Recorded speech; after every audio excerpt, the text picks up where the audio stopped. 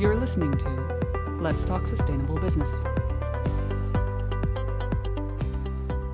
Welcome to Let's Talk Sustainable Business, a podcast hosted by the Conference Board's Global Sustainability Center. I'm your host, Claudia Lee. Over the past few months, I've spoken to leaders of global corporations and startup founders about integrating sustainability into the fabric of the company's business model. Though they have faced design, technical, regulatory, and financial challenges along the way, the resilience they've shown has been truly inspiring.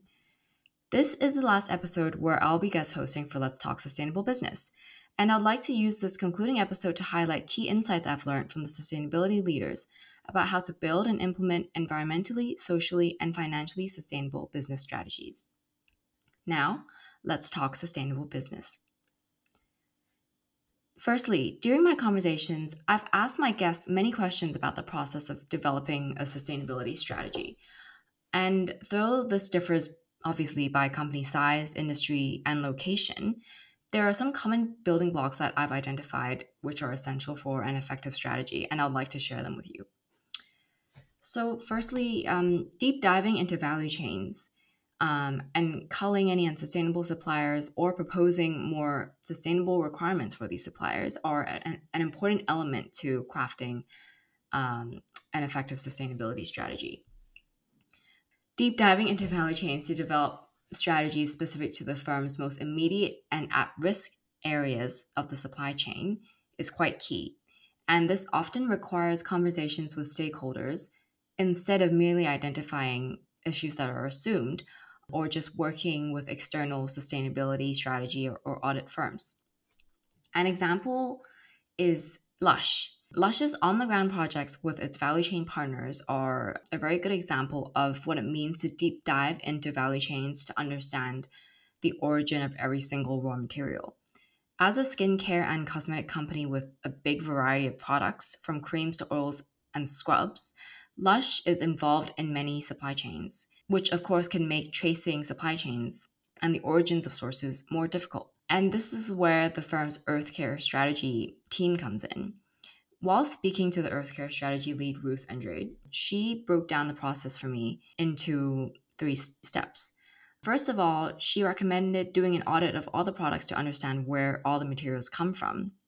And then, secondly, identifying raw materials that have a higher climate risk, for instance, where they're sourced in places where it may lead to deforestation, or where the raw materials are sourced from biodiversity hotspots.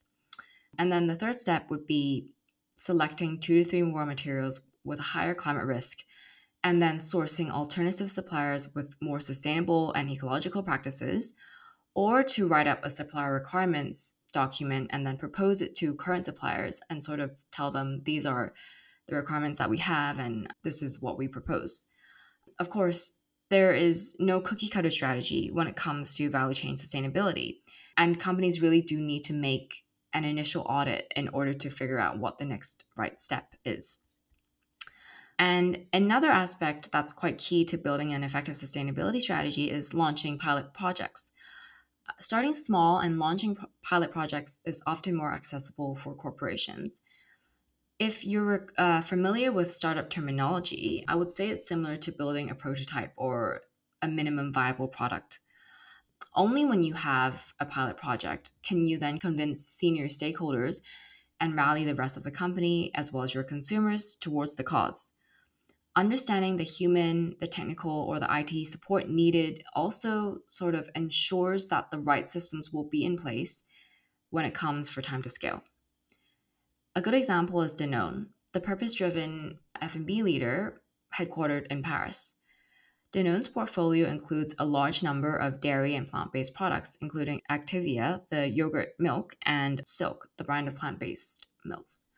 Danone North America launched a 5-year regenerative agriculture program in 2017, which basically aims to help dairy farmers implement practices that protect soil health, water, and biodiversity, and also to improve animal welfare. The program began with collaborations with several of their farming partners, and the company worked with each of them closely to understand their farming approach, and then developed a more tailored approach to each farm according to the climate, according to the resources that are available to them, and the way, as well as the way the farmers like to farm. And then once they had a good understanding of economically viable approaches and methods to identify farmers' needs, they then began scaling the program and then also started to work with almond farmers as well. This is an example of a pilot project that started off small, but then sort of started growing into a much larger scale project that in the end spread across the whole of the US. And now this project generates a big percentage of Danone's dairy and plant-based milk products. A third criteria or another element that I spotted that is important to an effective sustainability strategy is setting medium and long-term goals in line with climate science. Several of my guests emphasize the importance of setting science-based goals in line with the 1.5-degree goal of the Paris Agreement.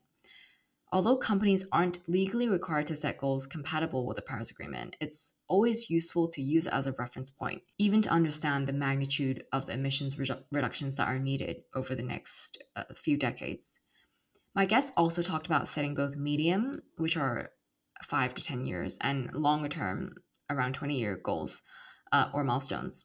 Setting a goal that's as broad as becoming net zero by 2050 can be quite abstract for employees and consumers. And breaking down longer term goals into shorter milestones can help to make them more accessible and concrete. For instance, shipping firm Maersk plans to become net zero by 2040. While speaking to the head of corporate sustainability and ESG strategy, Lene Serpa, she told me that they set this goal first to become net zero by 2040 and then worked backwards to figure out the smaller milestones required to reach it. This is an extract from our conversation. So the first milestone that we had set for ourselves was to say, if we are going to be in net zero by 2050, we need to have the first vessel, the first green enabled vessel on the water by 2030. Because of the long asset cycles in the industry, that was the logic behind saying 2030 is the first milestone. Actually, the first methanol-enabled vessel, green methanol-enabled vessel, will actually be coming already this year. So it's going to be arriving 7 years ahead of the original time plan. And the reason we've been able to accelerate that is that we actually relatively quickly found that the technologies do exist to operate vessels based on green fuels.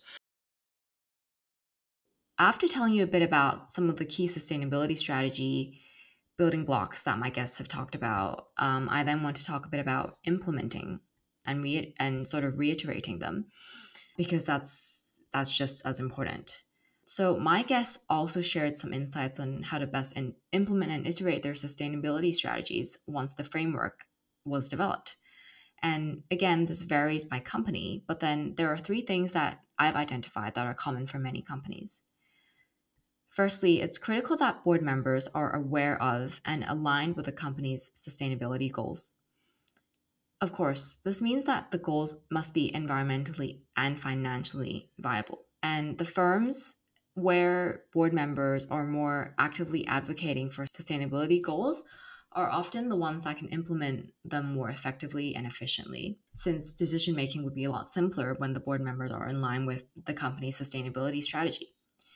Secondly, sustainability goals need to be integrated into company-wide goals and not siloed into a separate category. They must be considered holistically and measured against other goals like profitability, as well as consumer and employee satisfaction.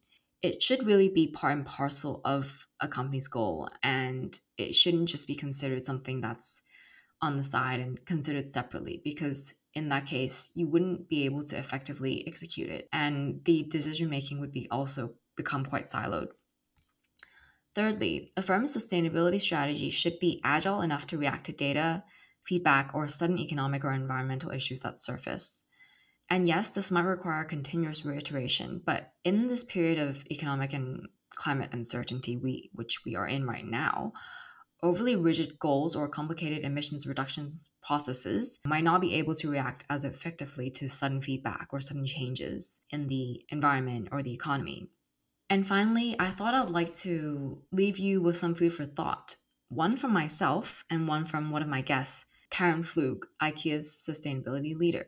I actually found Karen's words very inspiring and insightful. So this is a little extract from our conversation. Having clear measurements, setting clear expectations for co-workers, and leading with inspiration and authenticity as well. I think for me, that's very much about, inspiring and not because people feel they have to do it.